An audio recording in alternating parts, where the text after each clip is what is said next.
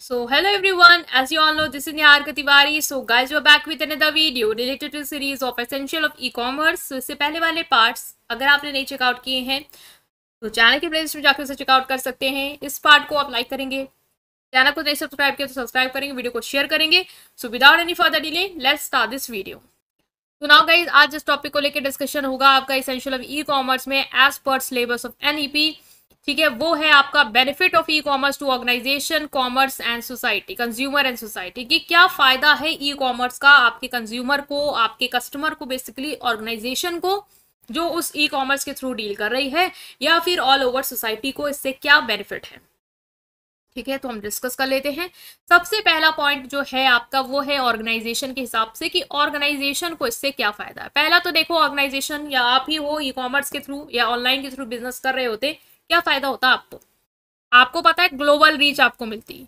मतलब कि अगर आपने कोई दुकान खोली तो आसपास के लोग, ये मोहल्ले वाले लोग लेके जाएंगे सामान। लेकिन अगर आपने ऑनलाइन बिजनेस खोला है तो ग्लोबल मार्केट आपकी हो सकती है। मतलब कि फॉरेन से भी लोग गुड खरीद सकते हैं अगर आपकी मार्केट ऐसे ओपन वाइड है, और इंडिया के भी खरीद सकते हैं। मतलब वर्ल्ड वाइड अपने प्रोडक्ट को बिना किसी जोग्राफिकल बैरियर के बेच सकते हो। ठीक है, पहला फायदा। दूसरा है लोअर ऑपरेटिंग कॉस्ट। स्टोर खोलोगे क्या होगा, एक्सपेंस मैनेज करना होगा, एम्प्लॉयज हायर करने होंगे, लोकेशन में रेंट देना होगा, बाकी के जो भी डेली मर्रा के खर्चे हैं वो करने पड़ेंगे।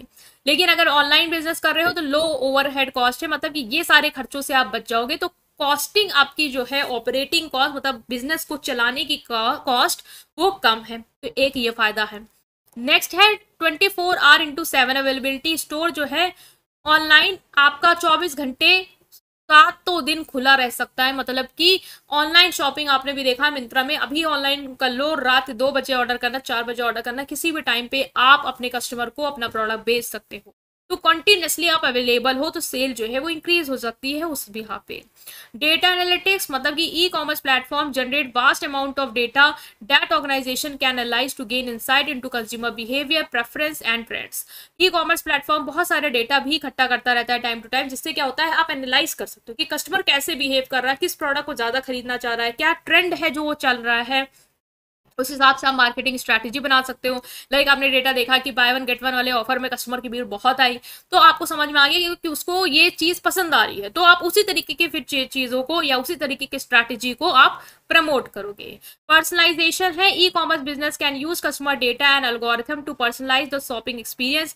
This can include product recommendation, marketing messages, target promotion, enhance customer satisfaction and loyalty. क्या आपने कभी देखा है या नोटिस किया है कि जब भी आप मिंत्रा में जैसे शॉपिंग करते हो तो बहुत बार आपको वो दिखा रहा होता है कि आपकी पसंद के हिसाब से, जैसे नीचे जाना ना, तो आपकी पसंद के हिसाब से अब तक आपकी जो भी आपने एक्सपीरियंस किया है वो बता देता है वो कि आपके हिसाब से ये 80% मैच कर रहा है, या आपकी पसंद से ये 90% मैच कर रहा है, या आपकी पसंद से 20% मैच कर रहा है। तो वो ना कहीं समझ आता है मेरे ऑडियंस को क्या पसंद आ रहा है, मेरे कस्टमर को क्या पसंद आ रहा है। वो ऑटोमेटिकली आपके पास वही चीजें पुश करना शुरू कर देता है जो वो जानता है कि आपको इस तरीके का सामान पसंद आएगा, या इस तरीके की आपकी कपड़ों की क्लोथिंग की स्टाइल है तो आप इस तरीके का प्रोडक्ट जरूर लोगे। इससे क्या होता है, कस्टमर को लगता है कि हाँ मेरे जैसी चीजें दिखा रहा है और बढ़िया है, मैं इसे शॉप कर सकता हूँ, क्योंकि ये मुझे ऑटोमेटिकली क्या करेगा, सजेस्ट करेगा कि वही चीजें लो जो आपके अकॉर्डिंग या आपके हिसाब से पसंद हो।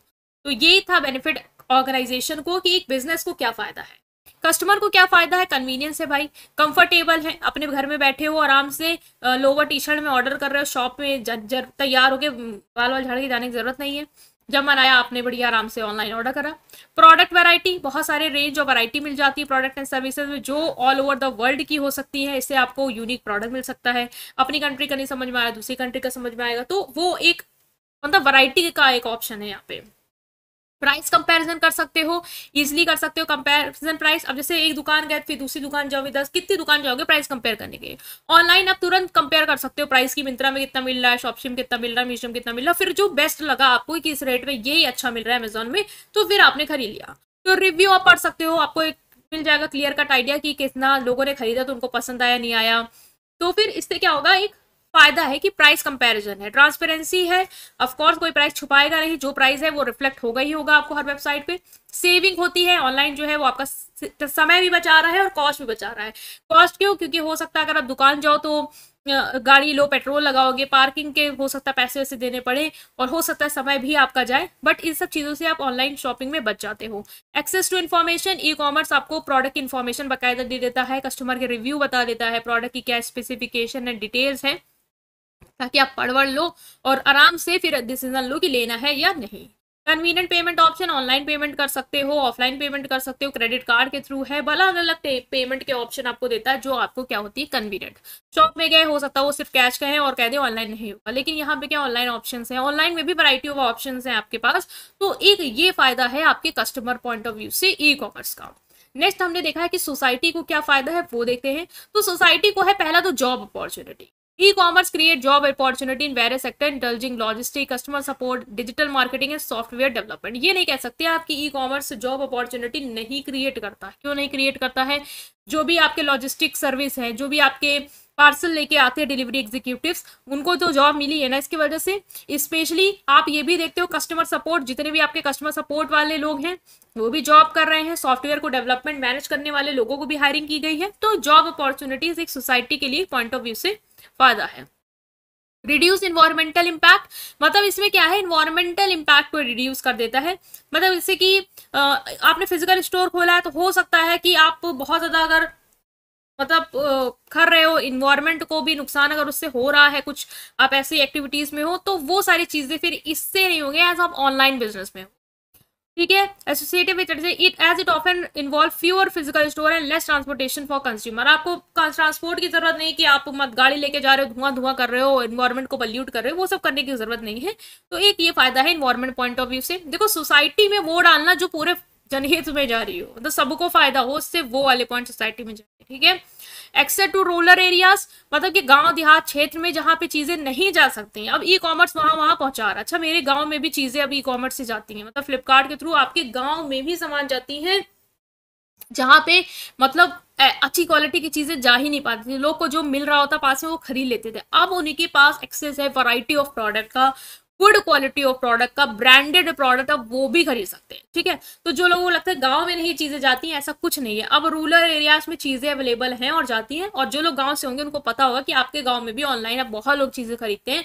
और इवन जिन लोगों को लग रहा होगा कि मुझे तो पता नहीं था गाँव में है, तो हाँ अब गाँव में जाता है, मेरा खुद का एक्सपीरियंस है, it is available. Right, efficiency है e commerce, more efficient supply chain management, reduce wastage and improving resource allocation. देखो एफिशिएंसी है, मतलब कि ई कॉमर्स बिजनेस को चला पाना आपके लिए थोड़ा सा आसान है। मतलब आपकी वेस्टेज कम होगी, आपको रिसोर्स एलोकेट करने में आराम से इंप्रूव कर सकते हो, मदद मिलेगी। सप्लाई चेन मैनेज कर सकते हो, जब स्टॉक आउट हो रहा है तो लाओ स्टॉक में, फिर उसको मैनेज करना, फिर उसको बेचना निकालना, वो सारी चीजें में आपकी एक सहूलियत है ई कॉमर्स में।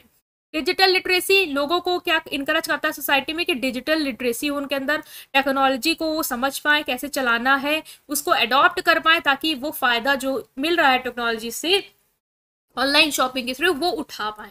तो ये पूरे सोसाइटी के पॉइंट ऑफ व्यू से कुछ आपके फायदे हैं ई कॉमर्स के, जो हमने डिस्कस किया है। आई होप कि आप समझ पाए हैं इस टॉपिक को। स्टिल कोई भी डाउट है उसे कमेंट सेक्शन में पूछेंगे, और अगर वो सिर्फ बोलता है बेनिफिट ऑफ ई कॉमर्स, तो कुछ भी पॉइंट जो भी मिक्स है करके लिखाना, उसमें एक एक हेडिंग करके अलग से लिखने की जरूरत नहीं है। तो ये कुछ फायदा है आपका जो मैंने डिस्कस कर लिया है। स्टिल कोई भी डाउट है कमेंट सेक्शन में पूछेंगे। वीडियो को प्लीज लाइक करेंगे, चैनल को सब्सक्राइब करेंगे। Thank you.